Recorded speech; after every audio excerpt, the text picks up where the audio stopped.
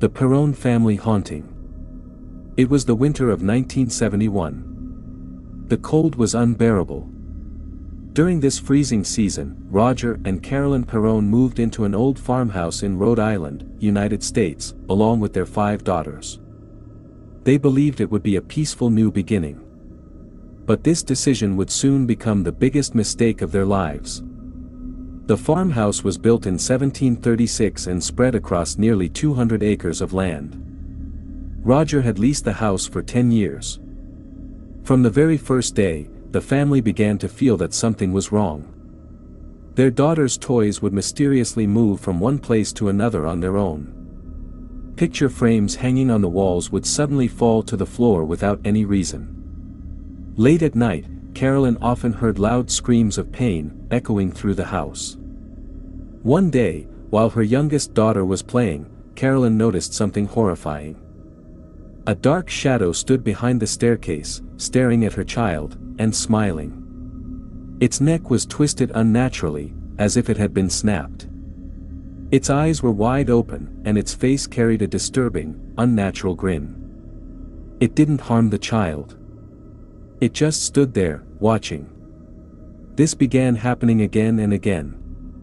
Carolyn often found the shadow standing right behind her children. One night, she finally told Roger everything. Roger admitted that he too had noticed strange things in the house. Carolyn was terrified for their daughters, and they decided to send the children away for a few days. But before they could do anything, their bed began to shake violently. Suddenly, it started floating in the air, and then slammed back down to the floor. They were terrified. For the first time, they felt a violent, evil energy inside the house. Neither of them slept that night. After that, Carolyn's condition began to deteriorate rapidly. She constantly felt as if needles were piercing her body. Every night, a voice whispered into her ears, waking her from sleep. The voice demanded her children and ordered her to leave the house. Sometimes, the spirit would drag her into the basement, causing severe injuries. But every morning, Carolyn remembered almost nothing. She grew more and more disturbing. When she tried to write, the pen would stab into her own hand. While cooking, she would suddenly cut herself with a knife. One night, she felt hands tightening around her throat. When she opened her eyes, she saw a terrifying female spirit choking her. Carolyn tried to fight back, but the spirit possessed her body. From that night on, Carolyn's behavior toward her children became frightening. Whenever Roger left for work, she locked the girls inside their rooms for hours, staring at them silently. If they disobeyed, she screamed violently. If they ran to their father, she beat them mercilessly. The entire Perron family was now convinced. The house was haunted. One day, Roger found his youngest daughter crying near the door. As he approached, he saw something horrifying. Carolyn was pulling the child by her hair and chewing on it. Roger panicked. He dragged Carolyn away and tied her to a chair. She screamed and struggled until she collapsed unconscious. When she woke up, she was briefly herself again. She told Roger that an evil spirit was trying to take over her body. It wanted their daughters. And if they refused, it would kill both of them. Soon after saying this, Carolyn fainted again. Roger was devastated. Determined to find answers, he began asking the locals about the house. That's when he learned about Bathsheba Sherman. Bathsheba once lived on the same land. She had 1 son and 3 daughters, all of whom died mysteriously. Later, police discovered that the children had been murdered. One of the daughters had been killed by a nail driven into her skull. The villagers believed Bathsheba was a witch who sacrificed her children to Satan. But due to lack of evidence, she was never punished. Years later, Bathsheba hung herself from a tree. Since then, everyone who lived in the farmhouse experienced strange and terrifying events. Many claimed to have seen Bathsheba's spirit. When Roger returned home, his worst nightmare came true. Carolyn was missing. Dark marks covered the floor, as if someone had dragged her away. The marks led straight to the basement. Gathering his courage, Roger went downstairs. It was pitch dark. He lit a match. It went out instantly. He tried again. This time, standing right in front of him was Bathsheba's ghost. Roger dropped the match in terror. In the corner, he saw Carolyn lying unconscious on the floor. He carried her upstairs, feeling Bathsheba's presence watching him. Desperate, Roger contacted famous paranormal investigators, Ed and Lorraine Warren. By now, Carolyn's condition was horrifying. She spoke incoherently, sat in corners, and even ate insects. The Warrens immediately sensed a powerful evil in the house. They decided to perform an exorcism. But instead of helping, it enraged the spirit even more. Bathsheba began attacking the daughters as well. During the exorcism, Carolyn was tied to the bed. Suddenly, she disappeared. She was floating behind them, in midair. Her hair was loose. Her eyes were completely red. Her eyeballs seemed gone. Her jaw stretched unnaturally, as if splitting apart. Bathsheba had fully taken control. The house shook violently. The Warrens recited prayers desperately, but Roger stopped them. Carolyn was dying. She collapsed to the floor, unconscious. Roger spent all his money trying to save his family. Eventually, he forced the Warrens to leave. Yet the Perron family was trapped in that house for 7 more years. Even after moving away, Bathsheba's presence followed them. For years, strange and terrifying events continued to haunt the Perron family. And to this day, no one knows whether Bathsheba ever truly left them. Guys, today I'm going to tell you a true story. A story that inspired The Conjuring, The Devil Made Me Do It, the 3rd film in the Conjuring movie series. This incident took place in 1980, in Connecticut, USA. One night, a man was walking alone on a deserted road. A police patrol car was making its rounds in the same area. Seeing the man's condition, the officer stopped the car and asked if he needed help. The man slowly turned around. The officer froze in fear. The man was covered in blood. With a trembling voice, he told the police that he believed he had killed someone. He was immediately arrested. That man's name was Arn Johnson. A new home. And a dark beginning. Arn Johnson had recently moved into a rented house with his fiancée, Debbie. They were planning to get married soon and wanted a bigger home for their future. What they didn't know was that the happy life they dreamed of would soon turn into a living nightmare. The house was large, but old, dirty, and clearly abandoned for years. Debbie called her family to help clean the place. The next day, Debbie's parents and her 11-year-old brother, David, came to help. Everyone worked hard and cleaned the house all day. David was assigned to dust the upstairs bedrooms. After finishing most of the rooms, only the master bedroom was left. As soon as David entered that room, he felt something strange. The room felt unnaturally cold. While cleaning the window, David noticed something outside. An old, stone-covered well behind the house. It looked ancient and unsettling. As he stared at it for a few seconds, he suddenly saw something even more horrifying. In the reflection of the window glass, he saw the shadow of an old man standing right behind him. Terrified, David turned around. But no one was there. The possession of David Glatzel. That night, after everyone left, David decided to stay with his sister for a few days. While sleeping, he suddenly felt as if someone was choking him. He jumped out of bed, gasping for air. Then he heard a voice calling his name again and again. From that night onward, David's condition worsened rapidly. He began having violent visions, seizures, and unexplained injuries. That's when Ed and Lorraine Warren were called. After investigating, the Warrens realized something horrifying. David wasn't possessed by just one, but multiple evil spirits. A single exorcism wouldn't be enough. The church and the Warrens decided to perform 3 exorcisms.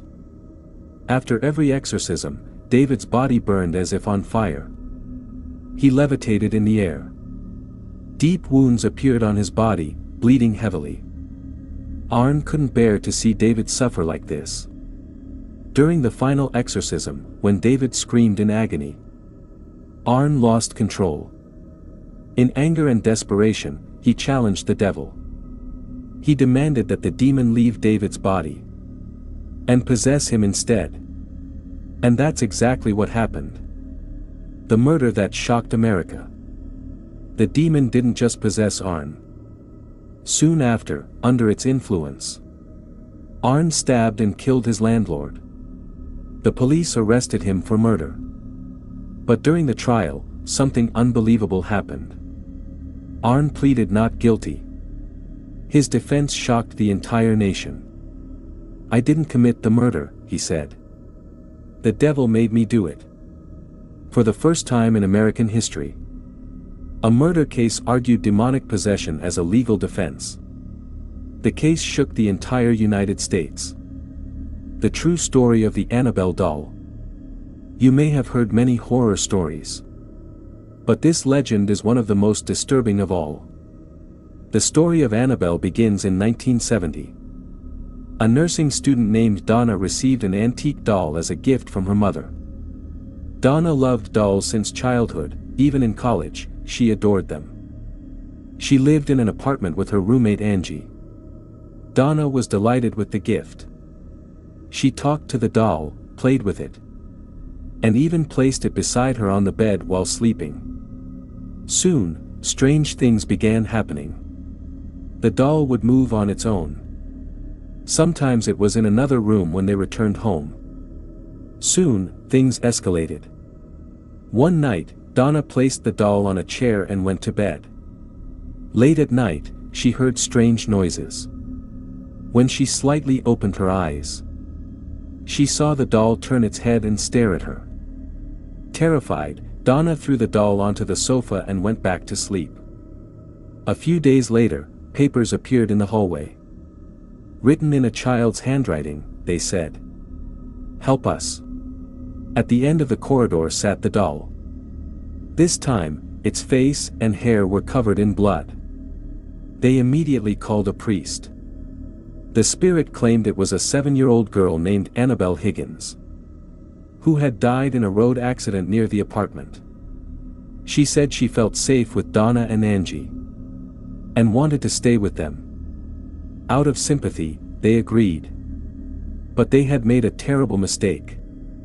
The truth revealed. Angie's boyfriend Lou warned them repeatedly. He felt something was deeply wrong with the doll. One night, Lou woke up unable to move. He heard a child's laughter. When he looked down, the doll was on his chest, choking him. He passed out. Later, Lou suffered deep claw marks on his body, bleeding wounds. That's when the Warrens stepped in. They discovered the horrifying truth. The doll was not possessed by a child. It was a demonic entity pretending to be innocent, seeking permission to take over Donna's body. The Warrens performed an exorcism, took the doll with them, and removed it from the apartment. From that day onward, no strange incidents ever happened to Donna, Angie, or Lou again. The Annabelle doll and other terrifying true stories of Ed and Lorraine Warren. The story of Annabelle, kept inside the Warrens Occult Museum, is considered one of the most terrifying true cases Ed and Lorraine Warren ever encountered. When Ed and Lorraine first saw the Annabelle doll inside the apartment of a nursing student named Donna, they immediately sensed a strange and disturbing energy surrounding it. Donna, her roommate Angie, and Angie's boyfriend Lou told the Warrens everything that had happened to them. After hearing the full story, Ed and Lorraine began a detailed investigation. What they discovered was horrifying. The entity inside the doll was not the spirit of a 7-year-old girl named Annabelle Higgins. It was a demonic entity pretending to be an innocent child. Its true goal was not companionship, but to possess a human body. To prevent the doll from harming anyone else, the Warrens decided to take it with them. The drive home from hell. Ed placed the doll on the back seat of the car. As they drove home, both Ed and Lorraine began to feel extremely uneasy. The steering wheel suddenly locked. The brakes stopped working. At one point, the car completely lost balance on the road. They were certain Annabelle was behind it. Ed immediately stopped the car, took out holy water, and sprinkled it over the doll. Instantly, the car returned to normal. They reached home safely, but the nightmare had only begun. Annabelle inside the Warrens' home. In the following days, they noticed something terrifying. Annabelle would move on her own. Sometimes she was in the living room. Sometimes in the kitchen. And sometimes inside their daughter's bedroom. One evening, Lorraine glanced toward her daughter's room. She froze. Her daughter was talking to someone invisible, and Annabelle was lying on a chair beside her. Suddenly, the doll turned its head and stared directly at Lorraine. The bedroom door slammed shut violently. Lorraine ran toward the room, but the door was locked from inside. She began praying, and the door finally opened. Inside, her daughter lay unconscious, and Annabelle was lying on the floor. When the child regained consciousness, she said she had been talking to a little girl named Annabelle, and then everything went black. That same night, Ed experienced something horrifying. While sleeping, he heard the laughter of a small child coming from the kitchen. He saw a shadow near the curtain. A figure holding a doll. As Ed approached with holy water, someone grabbed his shoulder from behind. It was Lorraine. When Ed looked back at the curtain, the shadow was gone. The priest's mistake. The very next day, the Warrens called a priest to perform an exorcism on the doll. But the priest mocked Annabelle, lifted it, and said, "You're just a doll. You can't hurt anyone." Ed warned him that he shouldn't say that. He believed the priest had angered the demon. A few hours later, Ed received a shocking phone call. The priest had narrowly survived a horrific car accident. After this incident, the Warrens built a special wooden glass case and locked Annabelle inside their occult museum. They had encountered many dangerous objects in their lives. But Annabelle was by far the most evil and dangerous. That is why she was sealed forever. The possession of Jessica. This is the story of a girl named Jessica. She came from an extremely poor family. Her mother died when she was only 8 years old. At home lived Jessica, her younger brother John, and her father. Her father was an alcoholic and often beat Jessica. One day, the abuse became unbearable. Jessica ran away from home with her brother. They fled from Nagpur and eventually reached Goa. Jessica was only 15. She didn't know how she would survive or protect her 9-year-old brother. They sat outside a church, begging for food. A nun passing by noticed them and spoke to Jessica. After hearing her story, the nun felt pity and brought them into the church. John was admitted to a church school, and Jessica joined a prayer group. Over time, Jessica became deeply devoted to God. Eventually, the church allowed her to become a nun. But after that, everything changed. A dark transformation. One night, Jessica suffered violent seizures in her room. She screamed as if someone was brutally attacking her. When the other nuns rushed in, they were horrified. Her body was stiff.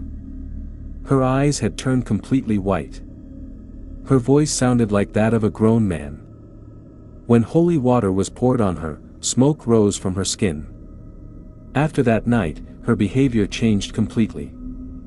She stopped attending church. She wandered the corridors late at night. Sometimes she laughed uncontrollably. Sometimes she growled like an animal. Sometimes she cried silently in corners. Everyone realized Jessica was possessed. The exorcism night. On the night of the exorcism, a nun went to check on Jessica. She wasn't in her room. As the nun turned back, her heart stopped. Jessica was stuck to the wall, wearing a black gown. A color worn in Christianity only after death. Blood dripped from her mouth.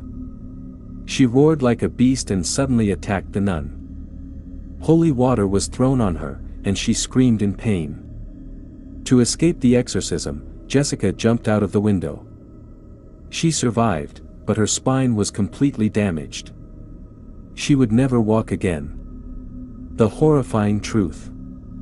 During investigation, priests discovered the truth. Jessica's mother had been a member of a devil-worshipping cult. She practiced black magic and attempted rituals involving her daughter. When Jessica was only 4 years old, she began speaking in unknown languages and making terrifying prophecies. Her mother died after a ritual went wrong.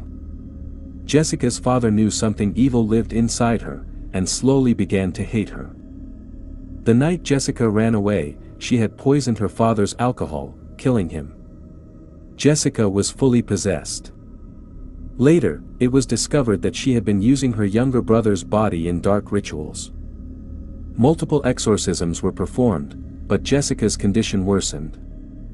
Eventually, she died. The church took full responsibility for John and continued praying for Jessica's soul even after her death. The demon Valak, the nun. At the entrance of Karta Monastery, one sentence was written. God ends here. 2 nuns stood before the door. They knew. They had to sacrifice their lives. Inside waited a horrifying entity known as Valak. One nun was killed. The other took her own life to stop Valak from escaping. Later, a priest and Sister Irene, who possessed the gift of visions, investigated the monastery. They discovered that years ago, an exorcism had opened a portal, allowing demons to enter the world. Valak was one of them. Only the blood of Jesus Christ, sealed in an ancient relic, could destroy it. In the final battle, the priest sacrificed himself. Sister Irene used the relic and defeated Valak. She collapsed to the ground. But the demon was gone.